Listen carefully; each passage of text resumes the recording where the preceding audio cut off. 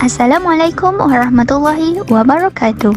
Saya Fatin Nurhanani binti Hamdan bersama Siti Aisyah binti Abdul Muttalib, wakil daripada kumpulan 6, ingin berkongsi tentang bagaimana bermain boleh membantu perkembangan bahasa anak. Antara perkongsian yang akan kami huraikan adalah: yang pertama, apa itu perkembangan bahasa? Yang kedua, kaedah bermain untuk membantu perkembangan anak. Yang ketiga, betulkan yang biasa, biasakan yang betul. Yang keempat, kesan pendedahan yang bagus dan kesan kekurangan. Dan yang terakhir sekali adalah contoh aktiviti yang boleh dipraktikkan untuk kanak-kanak. Apa itu perkembangan bahasa?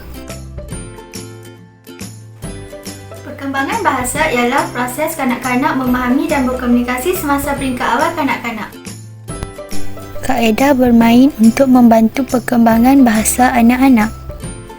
Perkara pertama yang ibu bapa boleh lakukan untuk membantu perkembangan bahasa anak-anak adalah bercakap atau berbual dengan anak-anak seperti mereka memahaminya. Bercakap dengan anak-anak sejak lahir lagi membolehkan mereka mempelajari perkataan-perkataan baru. Walaupun mereka tidak memahami apa yang dituturkan, namun mereka memproses maklumat tersebut di dalam minda mereka dan akan mengeluarkan semula perkataan-perkataan tersebut ketika mula berkomunikasi kelak. Perkara seterusnya yang boleh dilakukan oleh ibu bapa adalah bercerita atau berbincang dengan anak-anak.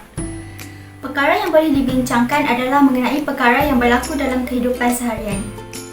Contohnya, bercerita mengenai percutian keluarga yang lepas. Khususnya untuk penggunaan bahasa Inggeris, ibu bapa perlu mengajar anak-anak akan perkataan yang perlu digunakan ketika bercerita mengenai perkara yang telah berlaku, iaitu penggunaan past tense dalam ayat bahasa Inggeris. Selain itu, ibu bapa haruslah memberi respons apabila anak-anak cuba berkomunikasi. Ibu bapa haruslah menterjemah perbuatan anak-anak. Contohnya, jika anak anda mengangguk, anda akan katakan ya. Ini adalah untuk mengajar mereka supaya berkata ya daripada mengangguk sahaja jika mereka bersetuju dengan sesuatu perkara. Selain itu, mengulang dan membina ayat terhadap perkataan yang dituturkan oleh mereka. Contohnya, apabila anak anda mengatakan air, anda akan membalas dengan bertanyakan, adik mahu air?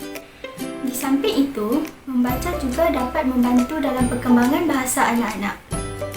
Membaca dapat mendedahkan anak-anak dengan perkataan baharu yang jarang digunakan dalam kehidupan seharian.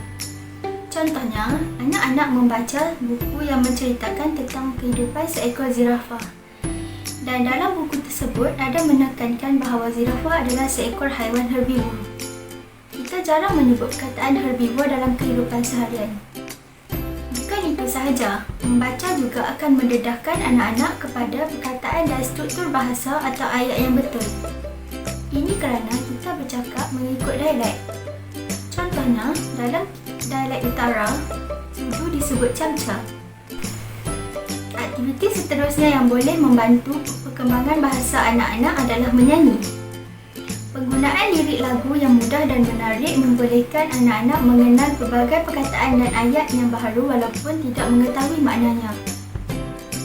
Menurut kajian oleh Rice University Sheffield School of Music and University of Maryland pada tahun 2012, kanak-kanak akan mempelajari bunyi sesuatu bahasa atau perkataan sebelum memahami maknanya. Kaedah terakhir yang membantu meningkatkan perkembangan bahasa anak-anak adalah kaedah pengulangan. Kaedah pengulangan amat penting kerana ia mengukuhkan ingatan dan pemahaman kanak-kanak terhadap sesuatu perkataan.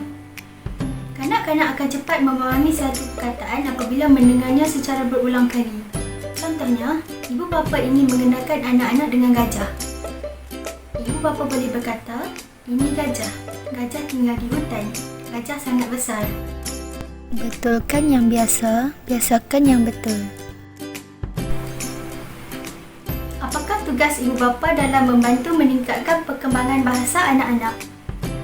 Ibu bapa haruslah menunggu dan memberi masa untuk anak-anak menghabiskan perbicaraan mereka sebelum memberi respons. Selain itu, ibu bapa haruslah mendengar bunyi perkataan atau ayat yang anak-anak hasilkan supaya ibu bapa memahami apa yang ingin disampaikan oleh anak-anak. Elakkan meniru pelat anak-anak ketika bercakap.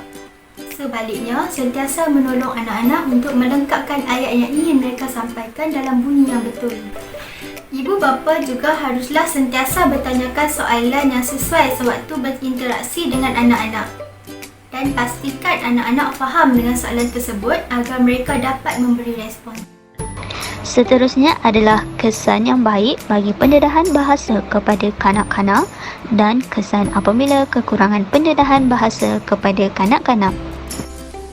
Kesan pendedahan yang baik terhadap perkembangan bahasa dalam diri kanak-kanak yang pertama adalah mereka lebih mudah untuk mempelajari kaedah penulisan. Seterusnya adalah kanak-kanak mempunyai minat dalam pembelajaran di mana minat untuk belajar dalam diri mereka menjadi semakin meningkat. Seterusnya adalah mereka mampu untuk berinteraksi dengan baik, dengan gembira dan berkeyakinan tinggi. Hal ini demikian kerana ibu bapa, orang sekeliling, rakan-rakan adalah punca utama di mana mereka mempunyai keyakinan yang tinggi apabila mereka sedang berkomunikasi. Seterusnya adalah kesedaran fonologi iaitu bunyi bahasa yang baik. Sebagai contoh, apabila mereka mendengar bunyi bola, mereka mampu untuk mengira terdapat berapa suku perkataan dalam perkataan tersebut. Jadi, melalui perkataan bola, mereka mampu untuk mengira di mana terdapat 2 suku perkataan. Hal ini, mereka juga dapat membezakan perkataan baju dan serta laju.